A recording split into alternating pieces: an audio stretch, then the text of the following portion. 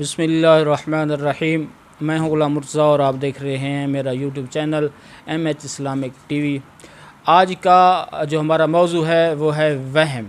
वहम क्या है?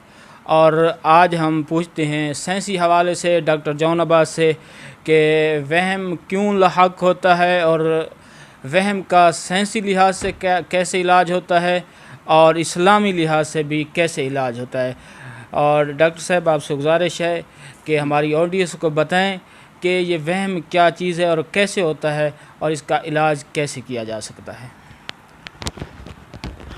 औज़ु बिल्लाहि मिनश्शैतानिर्रजीम, बिस्मिल्लाहिर्रहमानिर्रहीम। हम्द व सना करता हूँ आलमीन के रब की, दरूद व सलाम हो मोहम्मद वाले मोहम्मद पर। देखें, वहम को जो इंग्लिश है, पहले मैं साइंसी लिहाज से थोड़ा डिफ़ाइन करूँगा। इसे कहते हैं OCD, ऑब्सेसिव कंपल्सिव डिसऑर्डर। अच्छा, ठीक है।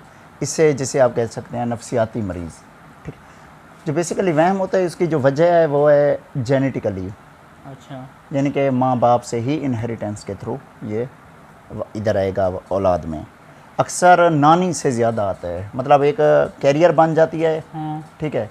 और एक मुंतकिल करती है, एक कैरियर बन जाती है। बिलफर्ज अगर मेरी अम्मी को है हाँ, तो उसके बाद चांसेस हैं या मुझे होगा, जी, ठीक है, या मुझे अगर ना हुआ तो जो मेरे बच्चे हैं उनमें से 25% किसी को हो जाएगा वहम का मर्ज। ठीक है।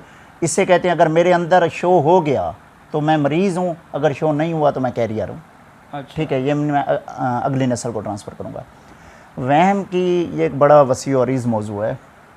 7 किस्में हैं वहम की। अच्छा, ऑब्सेसिव कंपल्सिव डिसऑर्डर, इसकी 7 किस्में हैं। अक्सर लोगों को आप देखें कि किसी को मुर्दे से वहम होता है कि वो मुर्दा नहीं देख सकता, किसी को नाली से वहम होता है कि वो उस तरफ नहीं हो सकता, सेवरेज सिस्टम के, उससे वो उसको बहुत ज़्यादा खौफ आता है। कुछ लोग एक हाथ धोने पे आधा घंटा लगा देते हैं। हाँ, ठीक है। कुछ लोग वज़ू करते हुए, तहारत करते हुए उनको बहुत ज़्यादा टाइम लग जाता है। ठीक है। उसकी जो वजह है वो जेनेटिकली है। ठीक है। कपड़े धोने पे भी काफ़ी, कपड़े धोने पे ज़्यादातर ये जो इसका इलाज है बेसिकली हमें यह है कि इसकी वजूहात से ज़्यादा डिप्रेशन से ये ज़्यादा होता है। हाँ। अब इसका इलाज क्या है वहम का? इलाज सबसे पहले जो इसका होता है वो है साइकोथेरापी। अच्छा। साइकोथेरापी मीन्स बातों के ज़रिए किसी को कन्विंस करना कि मैं आपको, हाँ, मुतमईन करना। मैं अब आपको बताऊं कि यार ये जो आप आधा घंटा हाथ दे रहे हो, हम मुसलमान हैं, या एज अ ह्यूमन बीइंग, इंसान होने के हवाले से भी आधा घंटा हाथ नहीं धोने चाहिए। ये सबसे पहले पानी का ज़िया है, क्योंकि मुख्तलिफ मुल्क के इलाकों में या दुनिया के इलाकों में पानी नहीं है, उसका गुनाह भी हमें जाएगा क्योंकि हम इधर पानी वेस्ट कर रहे हैं। तो इसका जो इलाज है वो है साइकोथेरापी, के मरीज़ को समझाएँ।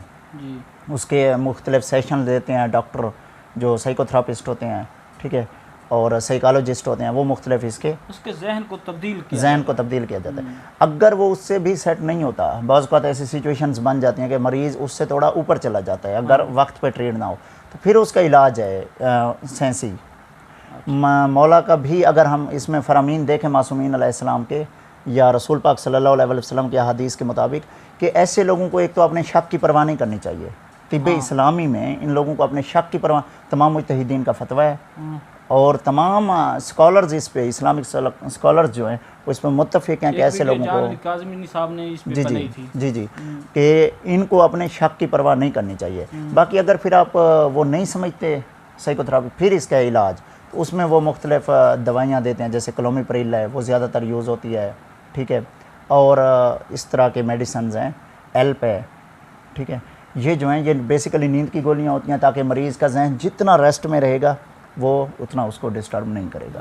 लेकिन कोशिश करनी चाहिए, को इस्लामिक तरीके से आप टच रहें, इस्लाम से इन टच रहें, ताकि आपको नमाज कुरान पढ़ें, तहारत का ख्याल रखें। ज़्यादा मसला ये है कि तहारत का ख्याल रखें और इससे बच्चें अद्वियात से। मैं यही मशवरा दूंगा अपने ऑडियंस को कि बच्चें, आप वहम अगर आपको है भी सही तो साइकोथेरापी से सेट हों, क्योंकि अगर आप एक दफ़ा दवाई शुरू करते हैं आपको सारी ज़िंदगी वो दवाई खानी पड़ती है। बिल्कुल।